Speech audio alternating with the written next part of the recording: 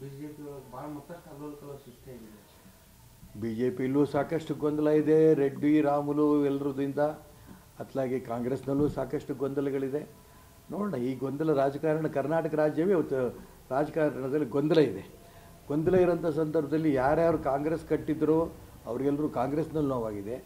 ಭಾರತೀಯ ಜನತಾ ಪಾರ್ಟಿ ಪ್ರತಿ ಜಿಲ್ಲೆಯ ಪ್ರಮುಖ ಕಾರ್ಯಕರ್ತರಲ್ಲಿ ನೋವು ತೋಡ್ಕೊಳ್ಳೋಕ್ಕೆ ಜಾಗ ಇಲ್ಲ ಅಂಥ ಒಂದು ಪರಿಸ್ಥಿತಿ ಕರ್ನಾಟಕ ರಾಜ್ಯದ ಭಾರತೀಯ ಜನತಾ ಪಾರ್ಟಿಯಲ್ಲಿ ಇದೆ.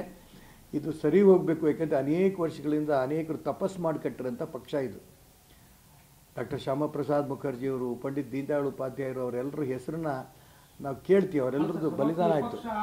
ಆದರೆ ಇವತ್ತಿನ ಪರಿಸ್ಥಿತಿ, ರಾಜ್ಯದ ಭಾರತೀಯ ಜನತಾ ಪಾರ್ಟಿ ಪರಿಸ್ಥಿತಿ ನೋಡಿದ್ರೆ ಇದು ಸದ್ಯಕ್ಕೆ ಸರಿ ಹೋಗುತ್ತೋ ಇಲ್ಲೋ ಅಂತ ಅನುಮಾನ ಆಗುತ್ತೆ. ಆದರೂ ಕೂಡ ಅವರ ಎಲ್ಲರ ತಪಸ್ಸಿಗೆ ಬೆಲೆ ಇದೆ. ಇವತ್ತಿಲ್ಲ ನಾಳೆ ಸರಿ ಹೋಗುತ್ತೆ ಅಂತ ವಿಶ್ವಾಸ ನನಗಿದೆ. ವಿಪಕ್ಷವಾಗಿ ಕೆಲಸ ಮಾಡೋ ನಾನು ವಿವರಕ್ಕೆ ಹೋಗಲ್ಲಣ್ಣ. ವಿವರಕ್ಕೆ, ರಾಜಕೀಯದ ದೃಷ್ಟಿಯಿಂದ ವಿವರಕ್ಕೆ ನಾನು ಹೋಗಲ್ಲ.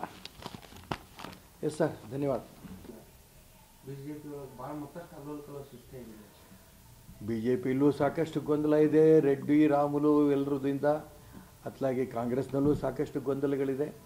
ನೋಡೋಣ, ಈ ಗೊಂದಲ ರಾಜಕಾರಣ, ಕರ್ನಾಟಕ ರಾಜ್ಯವೇ ಇವತ್ತು ರಾಜಕಾರಣದಲ್ಲಿ ಗೊಂದಲ ಇದೆ. ಗೊಂದಲ ಇರೋಂಥ ಸಂದರ್ಭದಲ್ಲಿ ಯಾರ್ಯಾರು ಕಾಂಗ್ರೆಸ್ ಕಟ್ಟಿದ್ರೋ ಅವರಿಗೆಲ್ಲರೂ ಕಾಂಗ್ರೆಸ್ನಲ್ಲಿ ನೋವಾಗಿದೆ.